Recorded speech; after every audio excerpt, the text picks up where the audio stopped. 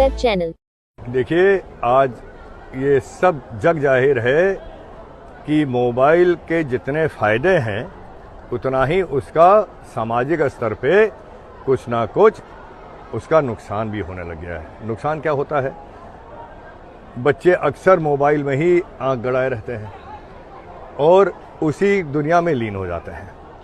हम लोगों को सबको ये ज़रूरत है कि हम लोग थोड़ा आत्मचिंतन के लिए समय निकालें, थोड़ा अपने परिवार के लिए समय निकालें, थोड़ा सामाजिक रूप से अपने साथियों के बीच में उठना बैठने का समय निकालें, उनके साथ थोड़ा जहाँ भी आपके पास अगर कोई पार्क हो, फील्ड हो, जगह हो, मैदान हो, तो जैसे पहले हम लोगों के समय में हम देखते थे कि बच्चे कुछ नहीं तो पार्क में बैठे हैं, दौड़ रहे हैं, खेल कूद कर रहे हैं, छोटी सी गेंद लेकर दौड़ाए हुए हैं, लेकिन आजकल धीरे धीरे ये सब विलुप्त हो रहा है।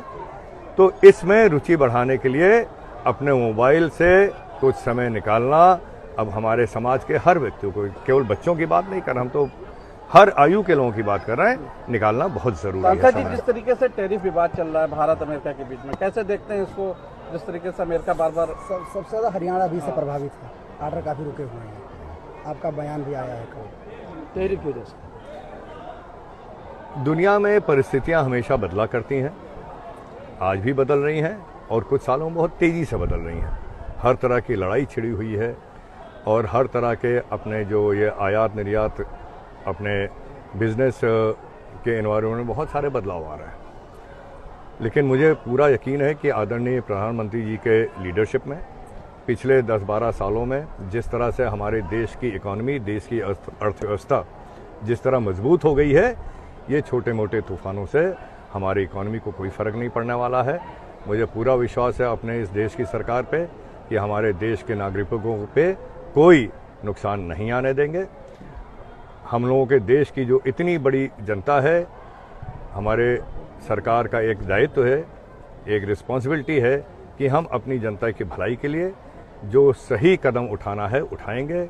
जहां हमें अच्छा मार्केट मिलेगा अपने देश के लिए, वहां से उस मार्केट को हम लोग अप्रोच करेंगे और हर तरह की अलग मजबूती भी हम लोग आपस में साथ चल के लेंगे। हम लोगों के देश ने, हमारे माननीय प्रधानमंत्री जी ने, हमारे माननीय एक्सटर्नल अफेयर्स मंत्री हैं, विदेश मंत्री जी ने, इतने सालों में उनकी मेहनत का एक नतीजा है कि बहुत सारे देश अब हमारे साथ जुड़ गए हैं। बहुत सारे हमारे दक्षिण जो ग्लोब है, साउथ ग्लोब के देश हम लोगों को अपना लीडर मानते हैं और उनके साथ हम लोग और मजबूती से उनके साथ जुड़ाव करके हम लोग आपस की आर्थिक मजबूती को और आगे बढ़ाएंगे। सर, आप विदेश मंत्री हैं, सबसे अधिक रूस ने वीटो का प्रयोग भारत को बचाने के लिए किया है। संयुक्त राष्ट्र संघ की स्थापना से लेकर के रसिया ने हमेशा भारत के साथ खड़ा रहने का काम किया है। 2014 में परिस्थिति बदली, भारत के प्रधानमंत्री ने अमेरिका को साधने की कोशिश की, नतीजा क्या मिला? भारत की जनता जानना चाहती है कि रसिया को छोड़ के अमेरिका को क्यों साधा गया? हमको नतीजा मिला टैरिफ के। देखिए, आज आप टैरिफ की बात कर रहे हैं, लेकिन बात यहीं से नहीं शुरू होती है। इसके पहले भी हम लोगों का जो ट्रेड बैलेंस है वो बहुत हमारे फेवर में है। हम लोग जितना अमेरिका से खरीदते नहीं थे, उससे कहीं ज़्यादा हम लोग अमेरिका को एक्सपोर्ट करते थे। उसका भी तो फ़ायदा इतने सालों में मिला है, तो इसको नहीं नकारा जा सकता है कि केवल नुकसान मिला है। हम लोगों को फ़ायदा भी मिला है।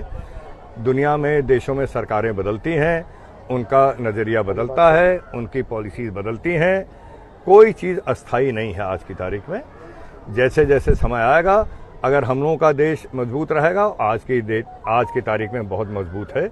हम लोगों ने कोविड जैसे समय में जब हम लोगों ने आर्थिक बढ़ोतरी हासिल की है, तो एक वो साफ ये उसका नमूना है कि हम लोगों का इकोनॉमिक कंडीशन, हम लोगों की इकोनॉमिक मजबूती बहुत मजबूत हो चुकी है और हम लोगों का देश इस समय को भी आराम से पार करेगा। जिस जगह पीएम मोदी जापान गए हैं, वार्षिक वहाँ शिखर सम्मेलन है, किस तरीके से आप संबंधों को देख रहे हैं और मजबूती मिलेगी? कांग्रेस वहीं पर कह रही है कि ओर चोर लापता हो गए हैं, तब इसमें भी राजनीति हो रही है। देखिए, कांग्रेस का नजरिया बहुत ही छोटे दायरे में सीमित हो गया है।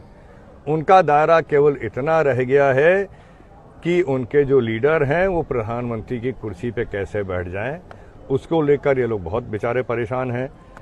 पार्लियामेंट नहीं चलने देते हैं, तरह तरह के बयान करते हैं।